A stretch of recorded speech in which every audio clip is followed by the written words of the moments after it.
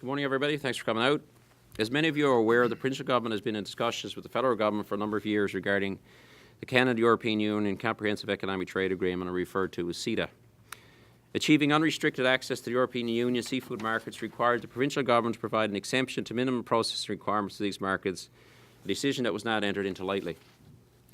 While the Provincial Government and industry agree that the economic gains achieved justify the exemption, minimum processing requirements have played an important role in how the province has maximised value from fish resources. In recognition of the Provincial Government's decision to forego its minimum processing requirements for European markets, the Federal Government agreed to provide $280 million towards a $400 million fund to significantly enhance the industry's capacity to compete globally, which would promote economic prosperity for the people and communities of Newfoundland and Labrador. The remaining $120 million will be provided by the Provincial Government. Our negotiations during this time were comprehensive and at times intense, and certainly led to the agreement. Our agreement with the Federal Government to support CETA was based on the agreement in totality relating to all chapters of the agreement. In principle, Newfoundland and Labrador is in favour of free trade, and we could see the potential benefits in CETA, but CETA and the Fisheries Investment Fund were a package deal.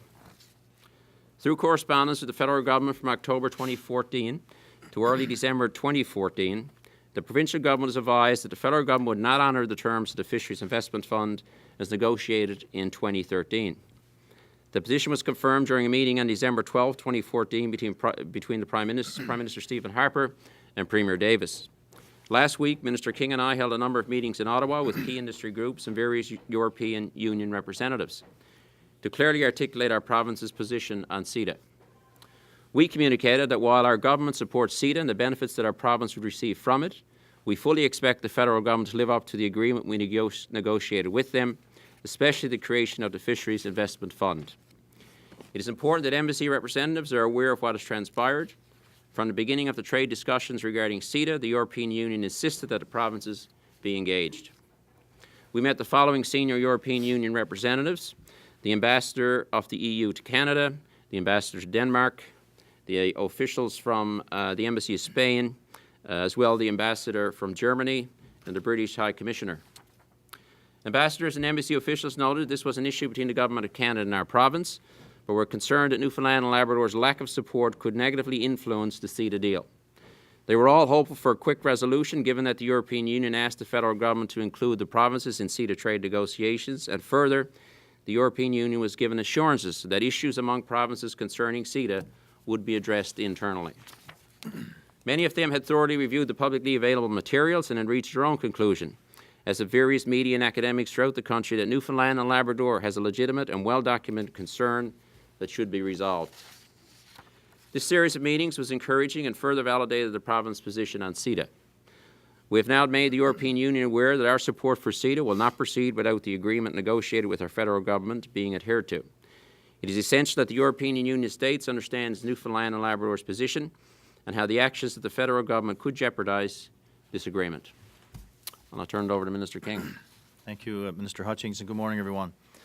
Following Premier Davis's meeting with the Prime Minister in December, the province formally indicated to the Federal Government, through a letter from my department to the Federal Minister of International Trade, the Honourable Ed Fast, that the province is suspending its participation in and our commitment to be bound by the outcomes of all trade agreements currently under negotiation by the Federal Government.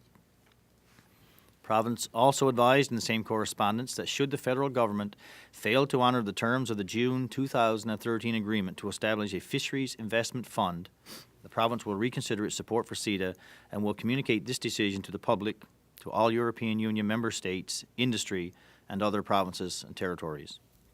It is important and entirely appropriate that the province clearly explain how the Federal Government's failure to honour the terms of this fund is jeopardising CETA for all industries, economic sectors, and indeed all Canadian and European Union citizens.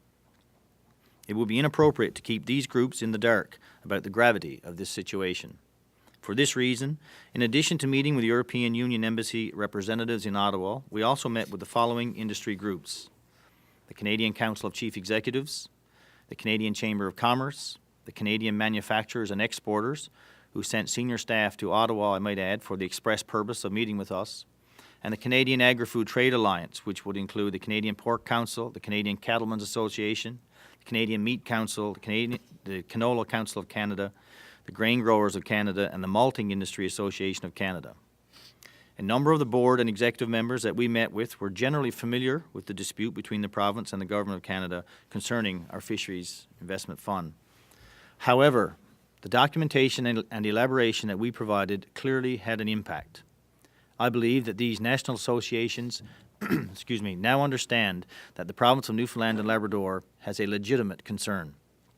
Many amongst these groups could not fathom how the federal government could create this situation over a funding agreement that itself is eclipsed by the sheer magnitude of the benefit of CETA to Canada. Many of the groups pointed out that the federal government has itself pegged the annual value of CETA at $12 billion. These groups were also consistent in their assessment that the federal government should resolve this issue with Newfoundland and Labrador. We believe that this initial series of meetings was very encouraging and unequivocally validated Newfoundland and Labrador's position. We hope and expect that these groups will encourage the federal government to address this issue in order to best protect the interests of their respective members and stakeholders.